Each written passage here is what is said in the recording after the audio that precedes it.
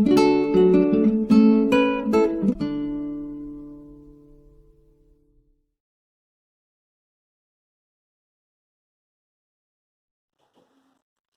noite, irmãos e irmãs. Sejam todos muito bem-vindos ao nosso canal Jesus e Jacó Casas Irmãs, para mais uma reunião doutrinária das quartas-feiras. Que Deus esteja com todos vocês. Mãe Maria, envolvam a cada lar, a cada um de vocês. Muito feliz em estar aqui com vocês. Hoje, dando continuidade ao capítulo 27, Pedi e obtereis, hoje nossa irmã Carmen vai falar sobre prece pelos mortos e espíritos sofredores. Então, vamos fechar nossos olhos, nos deixar envolver pela música.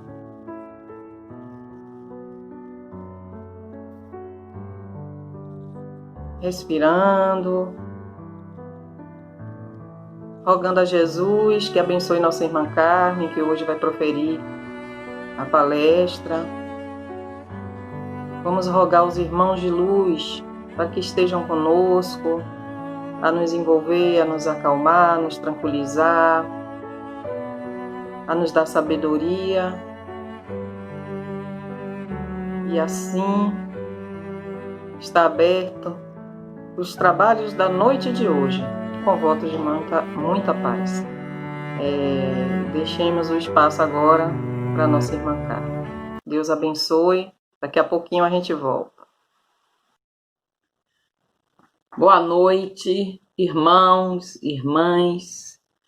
É um prazer de novo estar no canal para mais uma conversa fraterna para esclarecimentos da palavra do nosso Mestre Jesus. Que Deus nos intua, nos inspire e que, mesmo com simplicidade, possamos fazer de maneira fiel para que todos possam entender um pouco esse capítulo tão importante do Evangelho, que é o capítulo 27. Antes de nós iniciarmos a nossa conversa, vamos fazer uma oração. Com certeza, nossa irmã Ângela já fez a abertura, mas nós também sentimos necessidade em pedir a proteção de Deus para que tudo dê certo. Que Deus, nesse infinito universo, possa ouvir a minha voz, que clama por Ele, para que Ele possa estar conosco nesse momento, nessa quarta-feira, inspirando, intuindo, através da sua pleiade de espíritos de luz, os nossos amigos de Jesus. Que assim seja. Meus irmãos, boa noite mais uma vez. Estamos aqui para conversar sobre o item 18, 19, 20 e 21 do capítulo 27, Pedi e obtereis, que foi do mês de setembro. As nossas palestras de quarta-feira foi desse capítulo. E, por fim, vai ser modo de orar com nosso irmão Nailson Dias. Eu quero só, rapidinho, lembrar a vocês, antes de iniciarmos, que nós temos evangelização na Casa de Jesus, que acontece online agora, estudo educação remota, e é de 15 em 15, sábado, 3 horas da tarde, para crianças de 4 a 12 anos. Se você tem aí seu filho, seu sobrinho, seu neto, escreva ele através do nosso WhatsApp 983 16 63 67. vai aparecer aí, tenho certeza que Ângela vai colocar aí evangelização e vai colocar o número do WhatsApp para que você possa falar com ela. Ela é a responsável, é a coordenadora, diretora da Escola do Espírito Infanto Juvenil. Então, ela quem pode dar maiores informações para as suas crianças, principalmente nesse momento de confinamento, que as crianças estão começando a se irritar, a ficar nervosas, a terem insônia. Então, aproveite e matricule sua criança na Escolinha de Jesus para que ela possa ter o contato com o divino, despertando já a sua natureza divina e aproveitando essa oportunidade maravilhosa, que são atividades fantásticas, que são diferentes do ensino regular, porque o ensino regular as crianças já estão ficando também cansadas de tanto ensino remoto, então nós procuramos a arte com a criatividade, trazer sempre um momento de lazer, um momento de reflexão, trazer o evangelho à luz da arte. Então, fica aí esse convite para vocês. Bom, o nosso assunto é da prece pelos mortos e pelos espíritos sofredores. É bem interessante, porque a primeira reflexão que eu faço sobre da prece pelos mortos e pelos espíritos sofredores, eu estou aqui com o Evangelho, certo? E daqui a pouco eu vou fazer uma citação, inclusive, dele. A primeira provocação que me vem filosófica na cabeça é que o amor de Deus é ilimitado. E isso, nós vamos abrir o assunto com essa frase: o amor de Deus é ilimitado. Porque eu reli esse assunto, que é um assunto que me interessa muito, porque tudo que tem morto me interessa. Tudo que fala de espírito me interessa. Então, nós pensamos o que é que eu li agora e que eu posso concluir. É que o amor de Deus é ilimitado. Outra coisa é que nós já ouvimos outras pessoas falarem, a Camila, a Nil e a Kátia, sobre o que é prece. Prece, né, é um contato íntimo e direto que nós fazemos com a espiritualidade, com Deus, com Cristo, com o nosso anjo da guarda. É uma conversação que envolve muita emoção, envolve verdade, envolve, com certeza, louvor, pedir e agradecer, que são os 3 pilares da prece. A gente louvar a Deus, pedir, porque somos eternos pedintes, e agradecer, porque, de fato, apesar de termos muito ainda que pedir, temos muito mais que agradecer. O poder da prece é transformador. A prece tem o poder de transformar o nosso cenário. Quando eu falo do cenário, a prece pode não mudar o fato, mas muda de fato o nosso cenário íntimo. Provoque em nós reflexão, provoque em nós serenidade, provoque em nós equilíbrio, harmonia, fé. E, logicamente, que muda o nosso comportamento diante da mesma coisa que lá adiante estava nos desesperando, que estava nos aborrecendo, nos irritando. E outra pensamento de provocação filosófica, é que Deus espera de nós a renovação. E a prece nada mais é do que a renovação. Quando o homem ora, quando o homem, o ser humano ora, ele se renova. Porque ele está, às vezes, com uma configuração de pânico, de medo, de intranquilidade, de nervoso, está, às vezes, sem ânimo, sem esperança, e fazendo a prece de coração, com certeza a gente fala com Deus, a gente se aproxima de Deus, a gente se comunica com Ele e com a espiritualidade maior, com nossos queridos amigos invisíveis que vivem aqui, ó, ao nosso redor, sempre nos auxiliando, nos ajudando.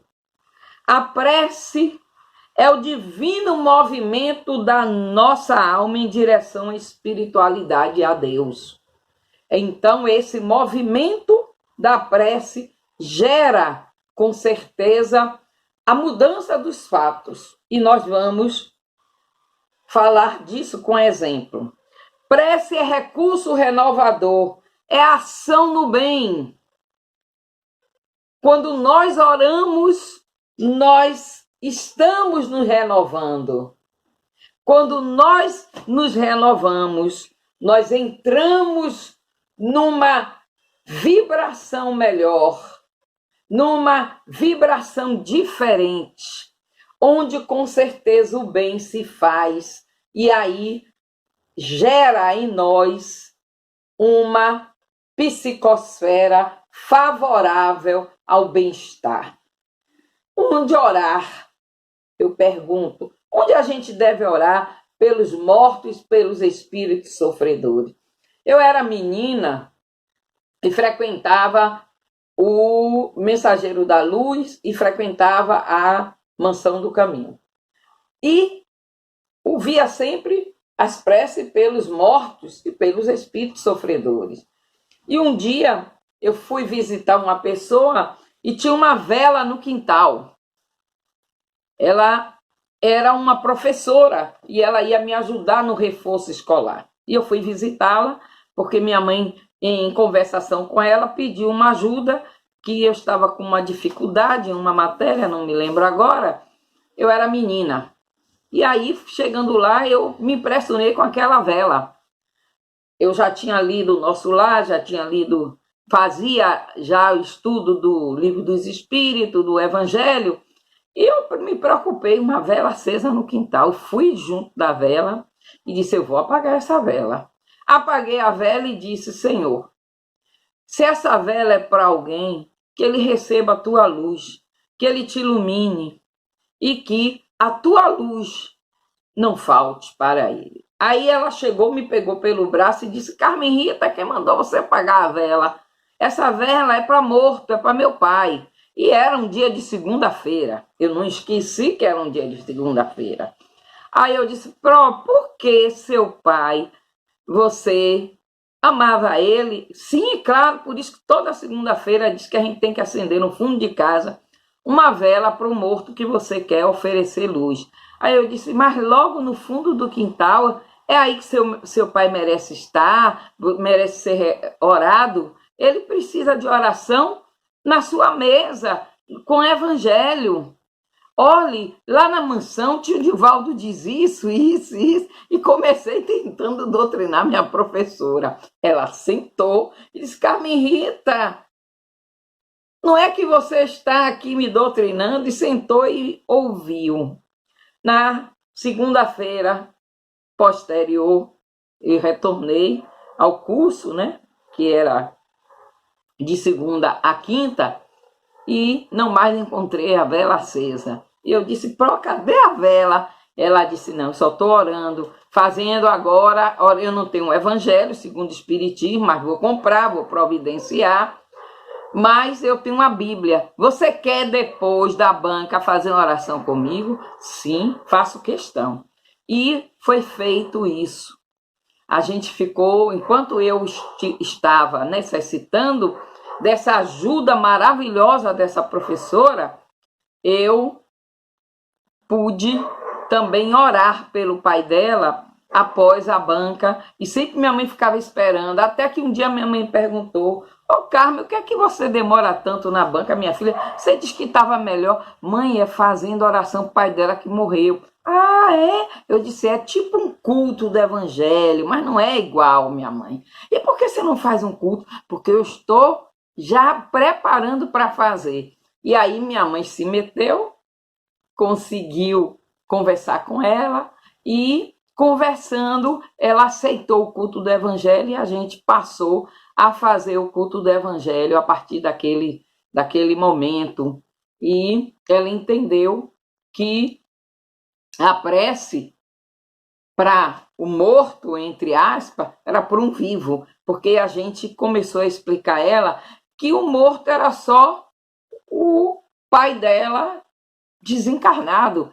São pessoas desencarnadas. Então, onde fazer essa prece? No templo da alma. Jesus manda a gente entrar no quarto, porque entrar no quarto significa entrar no templo da sua alma, que você pode, aí no templo da sua alma, você fazer a oração para quem você quiser. Então, é onde nós devemos orar. É aqui dentro, com sentimento verdadeiro de gratidão pela pessoa, de amor, e apiedando-se para que ela possa, através das nossas energias, dos nossos fluidos, dos nossos sentimentos mais elevados, captar essa vibração. E se não estiver bem, se estiver em sofrimento, ela mudar também, porque é um movimento transformador da oração. Ela começa a sentir realmente o efeito daquelas vibrações, daquela energia, e ela começa a modificar. E quando a gente ora, a gente tem que pedir e aguardar com confiança, fazendo a nossa parte. Faça a tua parte, que eu te ajudarei. A gente não pode orar e ficar passivo, não.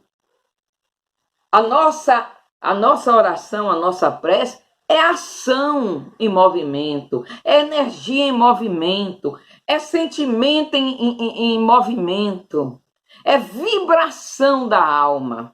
Então, para ecoar no cosmo, no universo, precisa ter força de sair de nós. Então, é um movimento muito importante. A mudança do campo mental é de suma importância.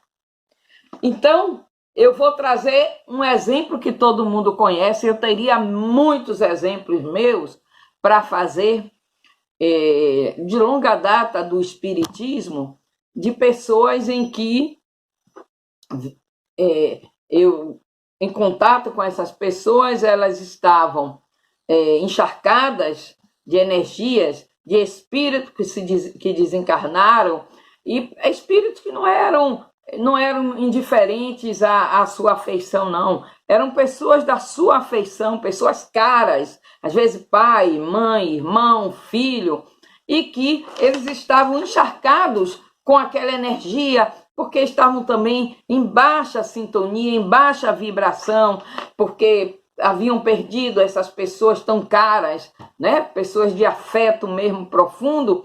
E quando a gente faz a oração, e quando a gente pede para orar, e quando a gente fez uma vibração com a pessoa, como a pessoa limpou o seu campo mental, o seu campo vibracional, e já começa ajudando o espírito. E o espírito já começa a despertar, despontar um pouquinho de bem-estar, mudando a sua paisagem mental, adquirindo força para agir naquele momento de forma diferente. O exemplo que eu quero dar é de André Luiz em Nosso Lar, que me vem à mente aqui agora, porque André Luiz passou um tormento no umbral, sofria, sentia dores que não eram físicas, mas eram dores da alma, dores morais, dores de arrependimento, dores clarificando a sua mente, né? Esclarecendo na sua mente. Talvez tinha vindo memórias dele, né? E passa, inclusive, memórias dele no bar, memórias dele, talvez, com pouco tempo para a família. E a cliente que a secretária dele colocava com o marido para que ele gratuitamente pudesse atender. E atendeu o marido, depois atendeu a esposa. E ela, em gratidão, ela faz preces de agradecimento, de gratidão. Olha o poder da prece. E aí, ele lá no umbral, ele recebe essa energia que vai aos poucos mudando o cenário vibracional. Ele vai se encharcando daquela energia renovadora até que um dia ele não quer mais continuar daquele jeito. E ele pede socorro e ele ora. E ao orar, ele sai da sintonia vibracional onde ele estava e se liberta. E aí começa, fecha-se um ciclo, abre-se outro e começa a outra vivência, a outra experiência dele. Nós sabemos que os espíritos, nós sabemos que uma coisa é morrer, o outro é desencarnar. Então, é uma caridade que a gente faz, é orar pelos desencarnados ou mortos. Se ele morreu, ele vai desencarnar com a nossa prece. Nós vamos ajudar ele a ele fazer o desenlace, a ele se libertar ainda da influência da matéria, que muitas vezes ainda fica na influência da matéria. Uma certa feita, eu com casa na Ilha de Taparica, à noite eu fui com uma amiga minha. Quando chegou na estrada, eu parei o carro, vi uma noiva pedindo socorro. Socorro, socorro, socorro. E eu disse, gente, meu Deus, o que é, moça? A gente bateu o carro, a gente acabou de casar e bateu o carro. E meu marido está no volante e não quer me atender. Eu disse, espera aí que eu vou descer. Mas tive a intuição de não descer. Olha, pela minha idade, isso foi há pouco tempo. Imagine, tudo escuro, não tinha luz. E eu fiquei com medo. Qual foi o meu recurso? Porque eu não podia negar a caridade. Era uma moça jovem, seus 20 anos. Eu fechei os vidros e fiz uma oração. Orei, pedi de coração que Deus ajudasse aquela moça e me ajudasse, me desse força, me tirasse o medo. Eu tinha 24 anos, para que eu pudesse ajudar ela. E aí, a intuição, quando eu abri, depois de uns 10 minutos, 15, os vidros, e abri os olhos, foi eu seguir com o carro, porque apareceu uma ambulância e um carro de polícia. E eu aí andei com um carrinho meu, um Fiat 147, eu sou nova, não dei risada. E aí fui, e quando chegou eu perguntei ao policial, e aí o que foi que houve? Ah, uma pena, parece que acabaram de casar, os dois estão mortos. Eu ajudei. Aí vi a moça se levantar de onde ela estava sentada, olhar para mim e dizer, agora eu estou bem, viu? Eu estou bem. Ele já foi atendido. Ele já foi atendido. Então, meus irmãos, nós sabemos que todos nós necessitamos de prece. A prece é insubstituível, é medicação preciosa para todas as nossas enfermidades e necessidades. Agora imaginem aquele que morreu, que desencarnou, aquele que está sofrendo, o espírito sofredor. Como a gente negar a ele essa medicação, esse medicamento precioso que alivia qualquer dor, inclusive a da alma. E aí, tem algumas pessoas que dizem, não reze para morto dentro de casa, e vai rezar onde? Na rua? Eu vou contar outra coisa a vocês, muito interessante. Eu tinha 11 anos de idade, 10 anos de idade, quando minha avó, a mãe de minha mãe, desencarnou. Eu tinha um afeto que até hoje, só em falar dela, minha voz fica embargada. Porque eu tinha uma relação com ela muito grande. E ela desencarnou no dia 10 de setembro, meu aniversário é dia 15. Você vê, desencarnou juntinho, pertinho do meu aniversário. Eu ia fazer 11 anos. E aí, ela desencarna. À noite do dia 10, era um sábado, minha tia me levou para o zoológico, a irmã de meu pai, para eu passear com minhas irmãs e não sei o quê. Eu disse, minha tia, quem desencarnou? Aí minha tia, o que? Que termo é esse? Eu não sei o que é isso, não. Eu disse, quem morreu? Ela disse, por que você acha que alguém morreu? A senhora nunca vem ver a gente? Tá vindo, levando a gente para zoológico, para passear, dando sorvete da Ribeira. Não, alguém morreu.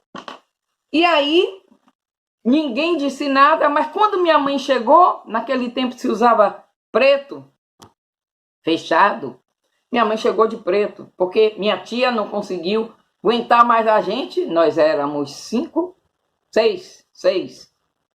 E aí trouxe a gente para casa e minha mãe chegou antes e já estava lá.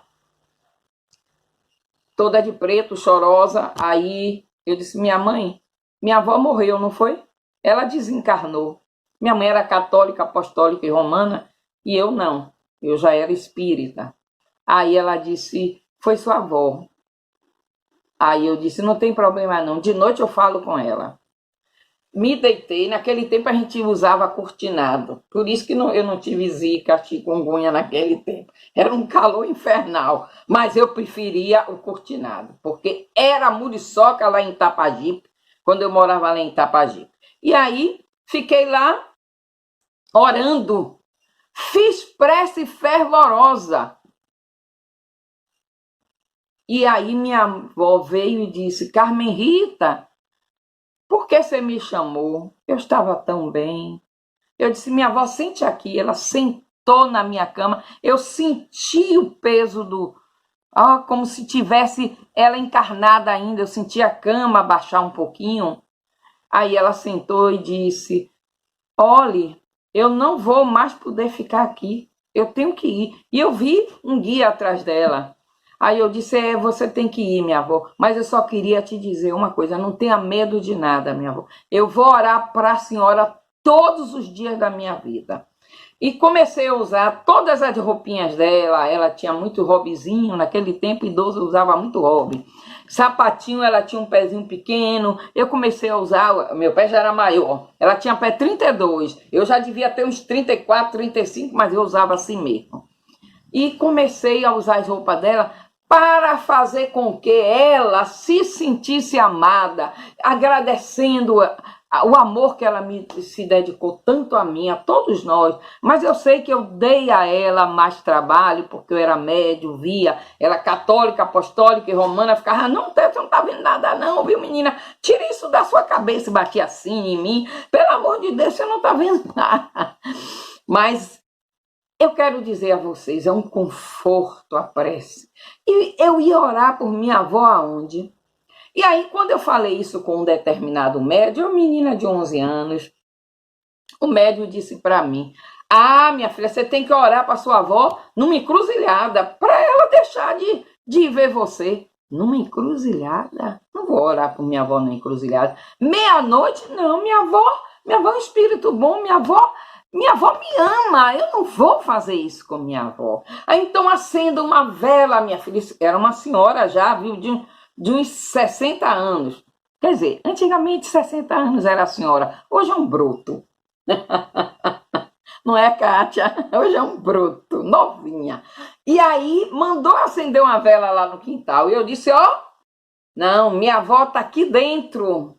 E aqui dentro na lembrança e no meu coração o amor que eu pulso por ela.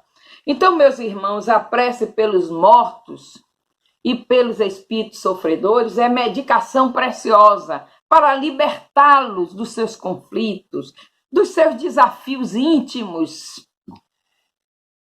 E não podemos deixar de orar pelos sofredores. Porque nós sabemos que as penas não são eternas. Eterna é a justiça divina, mas as penas, Deus não pode fazer com que uma pessoa que não acertou tanto, não escolheu o melhor para si nem para ninguém, que ele vive eternamente preso a esse sofrimento. E o arrependimento e o livre-arbítrio de se arrepender e de dizer eu não quero mais ser assim, eu quero mudar, como a nossa prece ajuda. Assim foi com André Luiz e com tantos outros. A gente, quando lê o livro de Ivone, Dona Ivone, Memórias de um Suicida, a gente sabe o valor da oração, o valor da prece. Dentro de toda a literatura, a prece está como poderosa medicação para todos, né? Então, a gente sabe que as leis são imutáveis e que a justiça de Deus é eterna, é imutável. Mas nós não podemos achar que aquele espírito que sofre porque fez algum ato e provocou o rompimento da lei consigo ou com o outro, ele não mereça de nós uma oração. É esse que merece de nós a oração. Orar pelos criminosos, orar pelas pessoas que estão equivocadas. Nós precisamos orar. Então, com certeza, nós não podemos ter o dogma da eternidade absoluta das penas, né? Nós precisamos saber que o culpado, depois do seu remorso, do seu arrependimento, do desejo de se melhorar, ele não pode ficar condenado permanentemente, eternamente no mal. Que justiça! Deus é soberanamente bom e justo. Eu abro essa conversa dizendo: o amor de Deus é ilimitado, é incondicional, é infinito. Como pode nos amar e fazer com que quem sofreu ou fez sofrer aqui vai ter que sofrer também no plano espiritual para sempre, eternamente? São as nossas orações que aliviam, que fazem com que eles possam sair dessa prisão, já que saiu da prisão do corpo físico, né? E que ele possa sair também da prisão dessa lembrança do que fez, do que provocou. Eu tenho um conhecido cuja esposa suicidou. E aí disseram para ele que, porque ela foi suicida, na religião dele não pode orar. Jesus nunca aplicou um ensinamento desse. Nunca. Porque a suicida não vamos orar, aí é que necessita de oração. Então, nós precisamos entender que a oração é profundamente uma ação em movimento, o movimento do nosso amor. Aqui diz assim: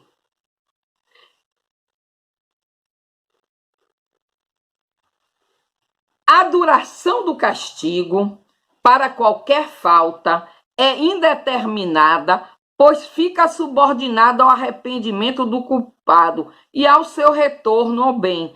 assim a pena dura tanto quanto a obstinação do mal. Entenderam? Certo? Desde que o culpado chame por misericórdia, e nós vamos ver em André Luiz ele chamar por misericórdia, Deus o ouve e lhe concede a esperança. Agora, sabemos que só o remorso, o arrependimento não basta, é necessária a reparação da falta, que já é outro capítulo que nós falaremos depois. Mas para os sofredores é muito importante isso. É muito importante. E não é só os espíritos sofredores, não são só aqueles que já desencarnaram, não. Recentemente, eu gosto de orar por todos os espíritos sofredores. Porque às vezes a pessoa diz assim: fulano fez isso com Beltrano. Ah, fulano fez isso. Eu oro por Beltrano e por fulano. Porque quem aplicou a falta, quem contraiu dívida com a lei, vai precisar dessa oração. Porque o tempo é outro remédio. É o conta-gota do remédio que a gente chama de prece. Porque a partir do momento que você vai fazendo, emitindo bons fluidos, emitindo a energia renovadora para aquele indivíduo, que pode ter feito um ato terrível humano, mas você vai ajudá-lo a que ele mais rápido, né? A gente pode ajudar ele a encurtar o tempo para que ele tome consciência do que ele fez e que ele se arrependa e que ele possa pedir clemência a Deus, pedir misericórdia e, quem sabe, se renovar. Então é isso, meus irmãos. Fica aqui a nossa conversa. Espero que vocês tenham entendido. Bote aí no chat se vocês entenderam, certo? Um beijo para cada um de vocês, para todos vocês e muita paz. Senhor, nós vos pedimos, derramai sobre todos que sofrem como espíritos errantes no espaço ou entre nós, como espíritos encarnados, as graças do vosso amor e da vossa misericórdia. Tende piedade das nossas fraquezas. Vós nos fizestes falíveis, mas nos destes a força de resistir ao mal e de vencê-lo. Que a vossa misericórdia se estenda sobre todos os que não puderam resistir às suas más tendências e ainda se encontram arrastados pelo caminho do mal. Que os bons espíritos os envolvam. Que as vossas luzes brilhem aos seus olhos e que, atraído pelo calor vivificante, venham prosternar-se aos vossos pés, humildes, arrependidos e submissos. Envolvidos nessa oração, envolvido pelas reflexões da noite de hoje, vamos fechar os nossos olhos.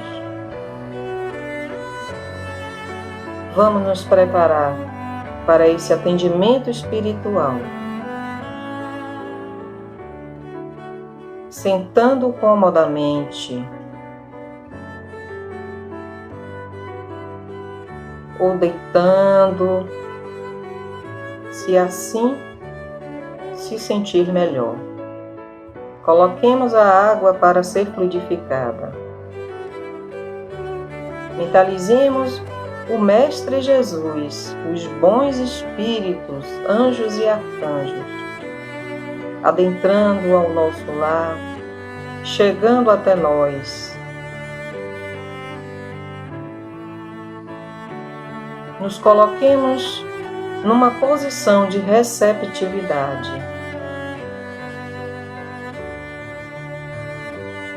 Deixemos nos envolver pela melodia, pela energia que está ao nosso redor. Energia do bem, de luz e de amor.